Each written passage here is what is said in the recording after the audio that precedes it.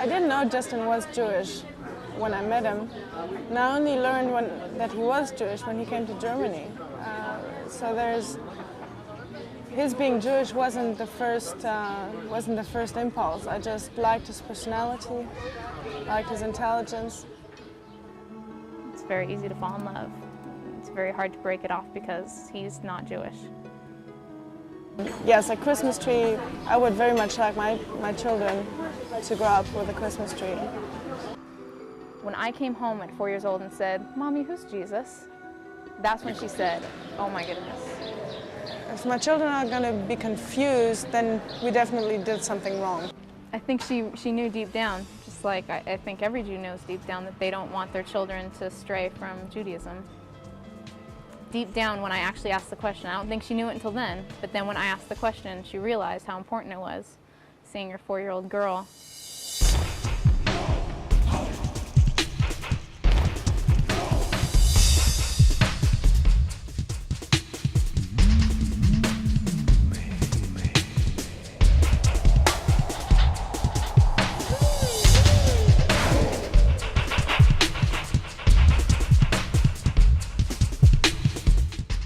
Just in a lot of ways, like if you really like someone, if you really feel for someone the way that, in the way that things just happen, you know, and it's just something magical, then you do think about your future. And part of my future does involve raising children, and I do think that I want to raise maybe not in a Jewish home, but I do think that I would like to have a Jewish husband.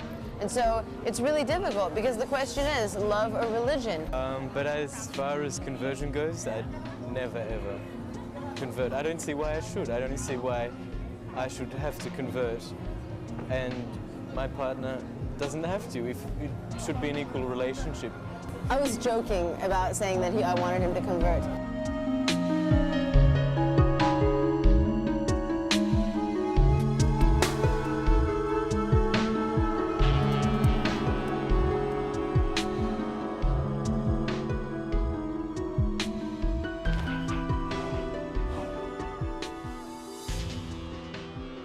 I think you don't fall in love with a religion, or you don't fall in love with a culture, you fall in love with a person.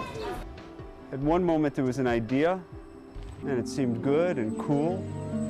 His family was upset, and I think in the back of his brain it wasn't perfect for him. But it was in the abstract, it wasn't real. It was in the future, and it was just an idea. At the moment that it became real, in the wedding, in this church, in England, with 200 Christians from her family and 20 Jewish people from New York from his family, it became an uncomfortable moment. Just if I think about my own case, if I did marry Justin, for instance, I think we could probably find a way of preserving both. I mean, if you... And be Jewish, we'll have Christmas, we'll have Pesach. They'll see the best of both worlds, and they'll be able to make the decision for themselves. It's just lazy self-justification. It's nothing more than this. It's saying, my husband or my wife allows me not to believe in anything. I don't demand that he or she believes in anything. We're both comfortable for that. Let's turn on the TV. Someone was making a decision that was going to affect the rest of his life, and not just his life, but was going to determine the legacy of his family. And the legacy, the choice that he made for this legacy was that his children and their children and their children would all not be Jewish.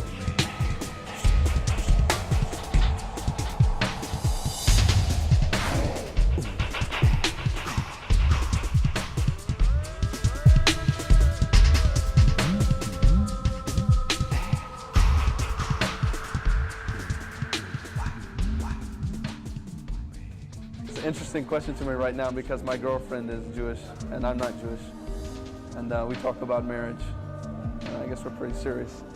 My father is Christian, so he believes in the Christian faith, and my mother, she's Jewish, and all my life she would say things like I feel guilty when I eat bacon and this, that, and the other, and I didn't know what any of it meant. And try to educate my children Jewish, I would, if he would want me to do that. But of course I would also teach them some of the values that I've been taught from my home and from my background, which of course is more Christian. I didn't like the taste of bacon, so I didn't eat bacon myself. I stopped eating it when I was 8 years old. Raised my children as Jews, and but also at the same time Jews that believe in Jesus. That's a decision that children have to make. But I mean, his children will suffer from it. Okay, then they will love together till the end, but their children will suffer from it. When you're with someone who's non-Jewish, and I have been, there's just a broad base of experience that's fallen out, that's not there, that you don't share. And I think it becomes sorely obvious, maybe not in the beginning when things are rosy and fun and exciting and everything's happy and there are no questions about anything, but as things become more complex and complicated in a relationship, it's just something that's unavoidable. And even if it's something that seems resolved for the short run, I know I've seen family friends and people who've gotten married, and it's totally not an issue because they're so in love and they're willing to compromise for each other, but it gets in the way. It really does. It really can cause a lot of problems down the line. Once your kids don't know about it, that's it. None of your family will know forever. From then on, the tradition's lost in your family up to this point, and you're the one that lost it. Your parents have brought you to this point, and then you're the one that's just inside that your entire family's history is gone. Unfortunately, I never dated a Jewish woman, which is very disappointing for my mother. But I mean, I wasn't getting married then, you know. I'm not getting married now, but. A lot of people think that they can date and, or just, you know, a couple dates and that won't be harmful. And, but I mean, it's possible to deeply become attached to someone in like a short period of time, and I mean, and you never know what's going to happen. And if it does happen because of love, then it happens. I mean, there's nothing I can do about it. Maybe love will be stronger. Maybe, I don't know. The children, never mind what they believe in. No, I think it is very important for the children to understand what religion they're following.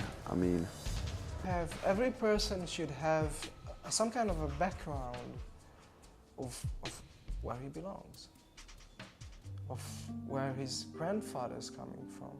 First of all, I think it's necessary for the person because it will put you in a place. You won't feel that you're somewhere in the air between things. You know exactly where you belong. You know exactly what your people went through. You know the history. It's in your blood, you know it.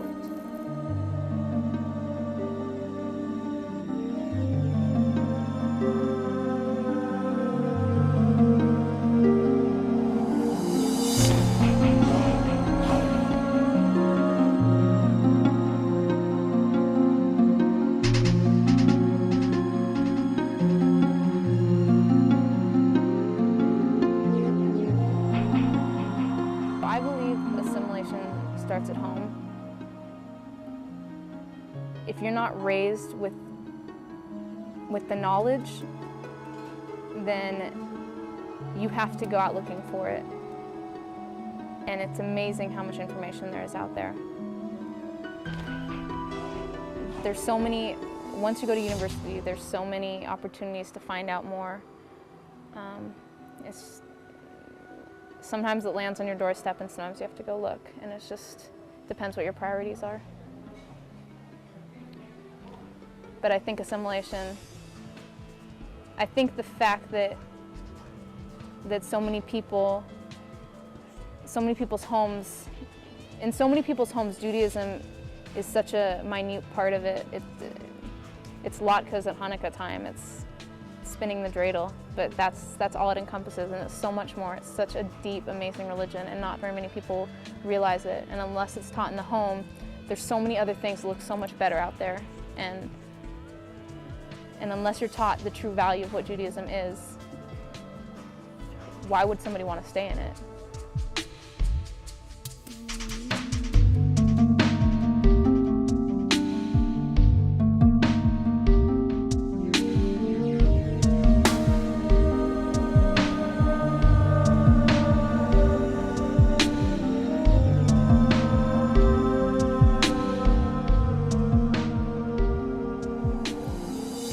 I'm convinced that I'm going to raise my kids Jewish, and I'm convinced that they're going to be Jewish, even if my wife isn't Jewish. And my wife is not going to be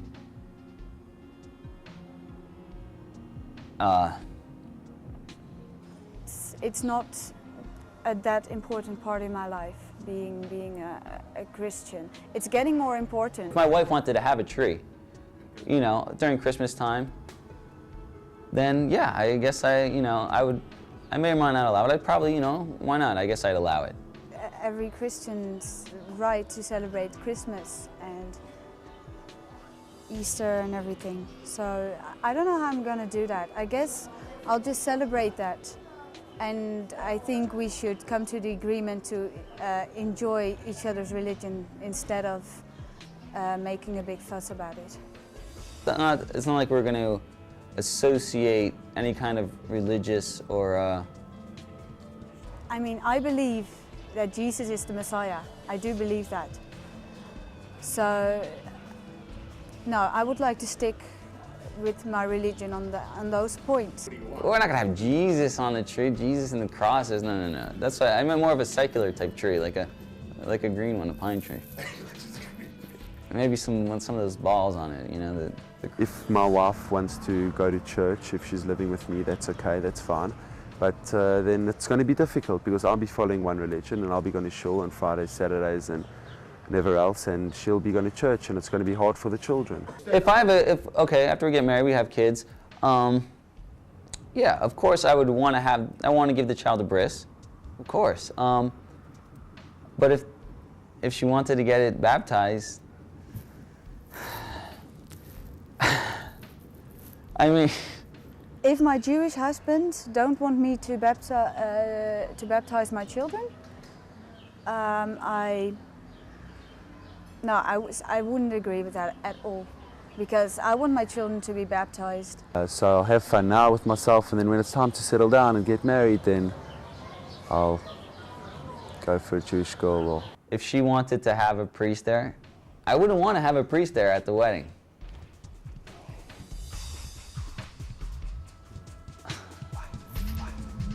I mean...